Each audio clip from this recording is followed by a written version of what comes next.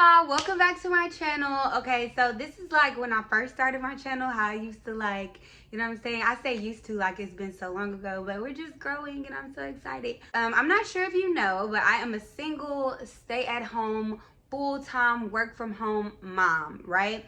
And I just wanted to put a little bit of motivation for moms that are out there that, you know, they want to work, but the schedules aren't convenient, or I mean, childcare is expensive. It's hella expensive. And sometimes it's like, I can totally do this at home, care for my own child. And then besides the cost of childcare, is actually finding someone that you trust to, you know, take care and nurture your baby while you're gone. So I did want to just kind of plant some seeds about working from home and some things that you could do to potentially work from home. Passive income is not easy income, but if you put work into your own at-home business, your work from home business, just like you would clocking in for somebody, then it's nearly impossible to not be successful. So I just wanted to plant a couple of seeds about some of the things that I know, and then I wanted to share my own experience. So originally I started doing hair when I went to Prairie View, and it's just weaving, and I'm in Texas, so there's no license needed for any braiding, braiders, weavers. I don't mess with chemicals or anything of that nature, so I'm completely clear on the being able to do what I do from home. If you're in another state working from home as a hairstylist, it could be illegal, but hell, do what you gotta do for them, from them, blah, blah, do what you gotta do for them babies, girl. But anyways, yeah, and a lot of people will sit up here and say like, you're a kitchen stylist, or, you know, try to clock me down because I don't have like an established place, but I did. You know, I had a studio that was $500. It was a suite. It was $500 a month, just a small room. I couldn't be loud in that suite. I couldn't because it was other, you know, people around us. I also I like to serve wine. Like, I was a really like big drinker type of person, so I like to serve wine and come with my own little drinks.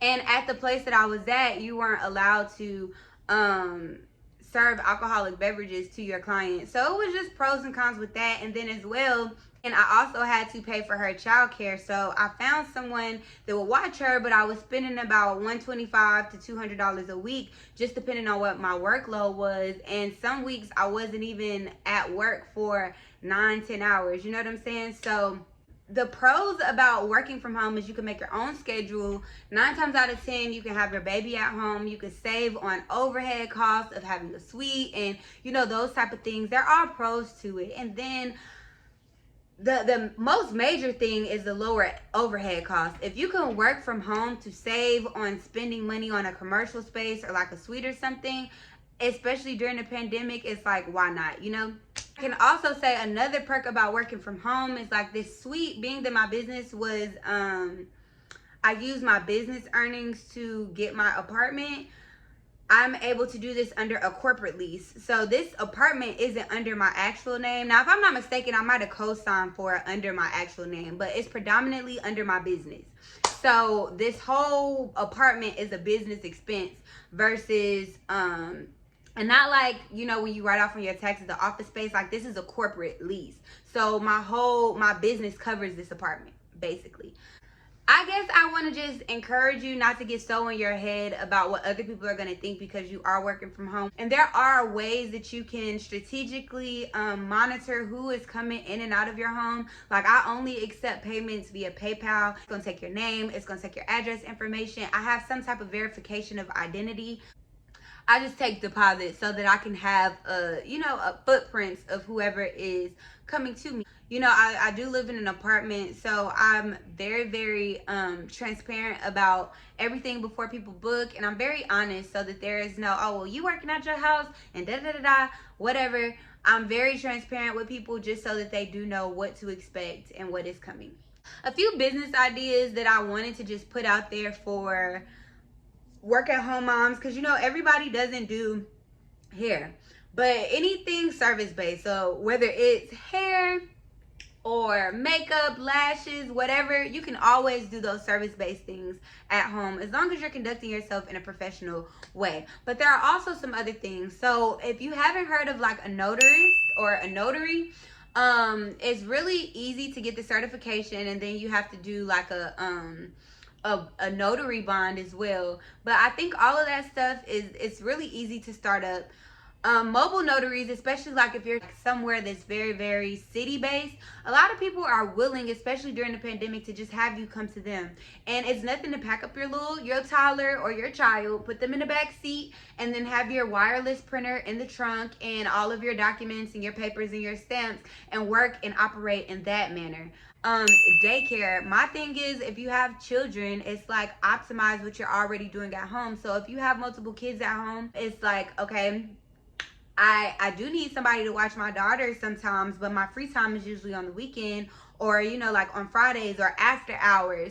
And there's typically nobody that is open besides more commercial places on the weekends or after hours. So if you were to offer something to appeal to those pain points, and it's something that you're already doing, I think that would definitely be like a great work from home type of situation, whether it's daycare or nannying or dog sitting or whatever, something in those parameters.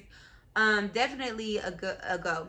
Etsy crafts, so anything handcrafted. If you make nose rings, whipped shea butter, pretty much anything, canvases, portraits. If you know how to print, make customized t-shirts, customized shoes, private labeling, if you know how to label things, if you know anything of that nature where you make handcrafted products, you can definitely go on Etsy and sell those things. There's a market for them. My suggestion for Etsy, like if you don't just have a skill off the top of your head, as I was brainstorming kind of sort of just now, I would say just go to their trending products and see what people are actually purchasing on Etsy. Something else that a lot of people are asleep on is creating books, like toddler books or infant books, children's books. You can easily go on Canva, which is the easy app, which I always say is super expensive to be cheap. So I would definitely say go on Canva and pay for the subscription, the monthly subscription, so you can get some of the tools, like the premium tools, to make your book stand out and not look like something that anybody could create. But just simple color books. You can just have 5 pages of different colors or 6 pages of different colors. The books that I have for Reigan, they're super simple. They're super short, and you can even find you like an illustrator if you're not good with illustrating or illustrations or drawing or anything like that. Go on Fiverr and get somebody that will give you the rights to the images, or take a royalty per book sold, or whatever y'all's agreement is. But to just create a simple book, whether it's about black girl hair or Mommy and Me Day or Learn Your Colors or Rapunzel, whatever your story is, just something simple, brief, that will, you can either sell it on Etsy, or you can also do Amazon publishing. I think it's like KPB publishing, and then they take a percentage. But the great thing about, even though they take a percentage or a commission per book sold, is that they're putting you in front of their large audience, so you can take advantage of their audience. Something else that you can do is photography. If you're into photography, you can create stock photos. Something as a small business, all the time, like finding pictures for my webpage is really hard to find. Like if I want to look up a computer and I want to put it on my webpage, say I have something called Glaminars that I sell, and it's just teaching stuff about business, creating your own website, email marketing, stuff like that. Hasn't really taken off yet, but we're gonna pray on that. We're gonna do it. It's gonna take off. Anyways, something that's really, really difficult is when I'm creating these ebooks and these webinars and stuff like that, is to find black fingers. Like if I'm looking for a computer, I want black fingers on my computer. Or if I'm looking for a group of friends, I want black friends. But a lot of stock photos contain images of white people, which is nothing wrong with white people, but just depending on your target audience, if you're selling to a lot of black independent females, you don't want to have a group of white moms sitting in the park, chewing gum. To offer stock photos is definitely something that we need out here, versus if it's black fingers on the keyboard or a black person on the phone. Like just some ethnic type of stock photos that our race can really take advantage of. People will always need those for websites, blogs, and just to create content in general. music as well. So just like on my little videos when I need like non-copyrighted music and things of that nature, if you know how to work with beats and instrumentals and things like that, then definitely create some beats and sell them to small business owners. We need those for our Instagram. And then you want stuff that nobody else has heard before. So for our YouTube intros and for our Instagram products that we're releasing that we need background music for, but we don't want to be flagged and we want to monetize, you know what I'm saying? So definitely, if you are into music or photography, you can definitely appeal to the business owner type of work from home type of market, and you can do that from home. Rental party stuff. So if you just order one time like one of those big throne chairs or something, and the letters and all of the little stuff that you use for birthday parties, if you can just get that stuff up front, people will rent it from you. And there are certain contracts and things that you could put into place to protect yourself if those things are damaged. But the rental party signs and letters and chairs and backdrops, that is definitely a go. If you have a gift with cooking, you could do meal prep, and then what'll really set that meal prep off is delivery. So if you set up meal prep plans for the week and you deliver every Monday, that's something. You throw them babies in the back car, you already have your meals set up, you can dish them out at that person, just like Stay Fresh. You can put some dry ice in a pack and just sit it outside of their door, or you can set up an arrangement for pickup or anything like that. But meal prep is something that people definitely will do, especially if you offer meal plans that will kind of structure people that are trying to make a lifestyle change. So whether that's keto friendly or vegan meal prep or pescatarian meal prep, something to where it's already a challenge for somebody to kind of dibble and dabble in that territory, and you're helping them because you're giving them the meal ideas and you're cooking it as well. Accounting. So a lot of people, it bothers me because a lot of people just want to dive into the beauty industry because they see people making money in the beauty industry, or they want to dive into doing makeup because they see people, well, that's the beauty industry, or they want to dive into this or this because they see that there are so many people in this industry making money. But where you profit at is when you see the overall picture and then you figure out the pain point. So yeah, there's a lot of people making money in the beauty industry. You can either add yourself to that saturated market, which you can really do it if you have the drive and the ability to make yourself stand out. However, you can also look at it and say, damn, I'm good with numbers. Why start a beauty industry business or start a beauty business when I see all of these people in the beauty business that don't know how to manage their money? There's so many people in the beauty business that don't know that they can even write this type of stuff off. Or if you see strippers, they make a lot of money, but there's so many lost strippers that don't even know that your lashes, your makeup, your nails, all of this stuff you can write off. And you can appeal to that audience and do accounting for them. You can do payroll for them. You can help them do their, not just their annual taxes, but semi-annual, or put them into start plans and structure with them to where you could tell them, okay, you want to own a house within this amount of time. We need to claim this, that, and the third. And then this is what you're going to have to pay back. So let's make sure, make plans with them. And kind of direct them. I feel like accounting is very, very strong because there are so many small businesses and so many people that are just moving based off of trial and error. And trial and error can be really, really, really expensive when you're like in small business.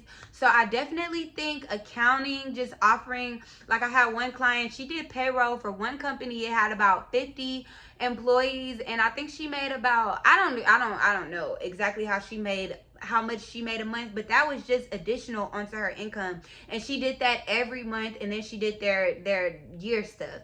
So definitely something great, especially if you can contact multiple businesses and get their stuff going. Just get their stuff going. You can also do writing, you could do resumes, proofreading, job applications, just that type of stuff. Graduation letters and stuff like that. I think you could really target college students and people that are exiting high school, and then just in general people that are really looking for jobs. They're all out here. It's people that have the skills, they just don't know how to articulate those skills, or they have the skills, they just don't really know what skills they have and how to, like I said, articulate it. So definitely that is something great that you can do. These are just a couple of ideas to kind of get your head and your brain and your juices flowing. But I want you to just think about all of the things that's common sense to you, because what's common sense to you isn't going to be common sense for a lot of people. Like, I know how to do hair. I know how to do it in my sleep. Other people come to me because they don't know how to do that. Other people also come to me because I do it fast. I get them in and out, and I'm professional. They know that they could come. You know what I'm saying? So figure out what you're good at and what your strengths are, and then move from there. Then you consider, from that point, after you make your brainstorm list of all the things that are common sense to you that don't seem to be common sense to other people, whether it's relationship advice, or cleaning. How do you keep your house clean?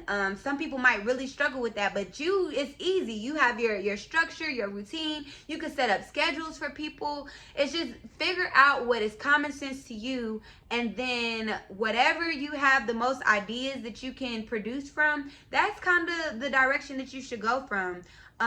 Consider the one that gives you the most substitutes in the ideas, and then think about who you were before that thing became a thing for you, and that will be your target audience. So before I knew how to do hair, I know I was struggling. I would always go get my hair done and have to go tune stuff up. I was tired of having to sit in the chair all day, and then they do the short hairstyles first and be like, oh, I gotta braid you down, just sit here and do all the quick styles. So I remember all of the pain points and all of that stuff when I was looking for a hairstylist, before I knew what I know now that's easy to me, that's not easy to other people. I think about all of those things, and that is how I add my new services. That is how I add new products, because those are the pain points. And when penetrating any market, you want to establish a pain point and ease it or remove it, eradicate it, you know?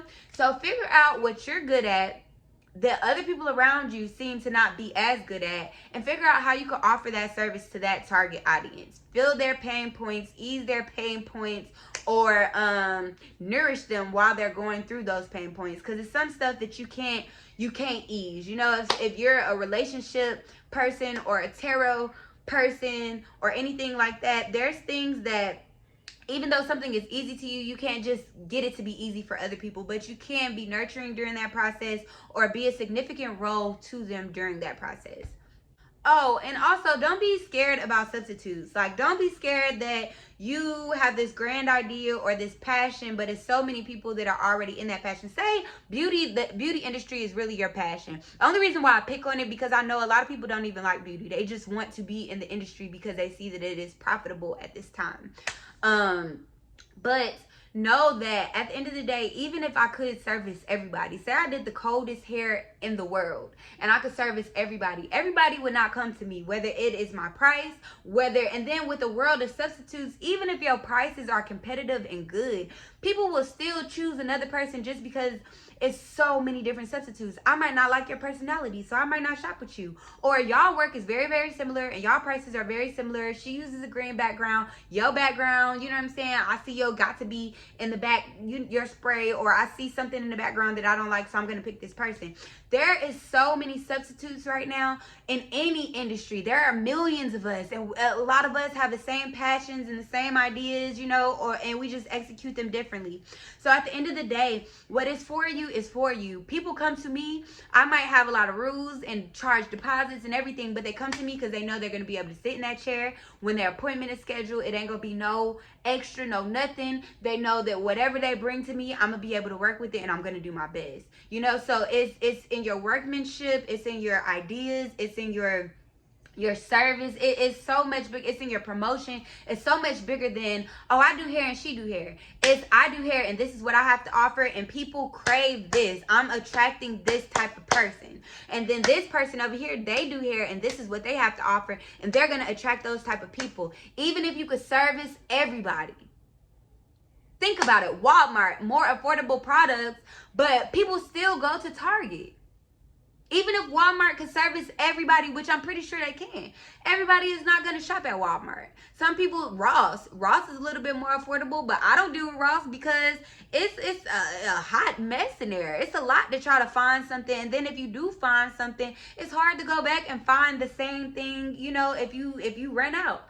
So everybody has a preference on where they want to shop. There is no way that one person can service everybody. There's an audience out there for you. It's just connecting to that audience, having faith, and being led, putting in the work and doing it consistently. So yeah, that was just a little bit of inspiration for you you moms. Don't worry about if you're working from home. Don't worry about any of that. And I'm not saying to just quit your day job and to do the work from home thing, but definitely there's a way to make passive income from home that is convenient, even with the child. And then for those that are at home that have their children all day and it's just a little bit too much to worry about going to get childcare and trying to find a job and all of that, child, work from home. Let's find you something. Let's find you something. And even if you do have some ideas, just contact me. Like right now, I'm very creative and like just in tech right now. So if you want to contact me and give me some of your ideas, or give me like not even give me your ideas, but give me like a kind of area that you in or whatever, we can brainstorm and then you just take it from there. But there's so much stuff to do from the tip of our fingers while we're at home. So much. Let's optimize this time before everything is opened up for real, and let's get her done.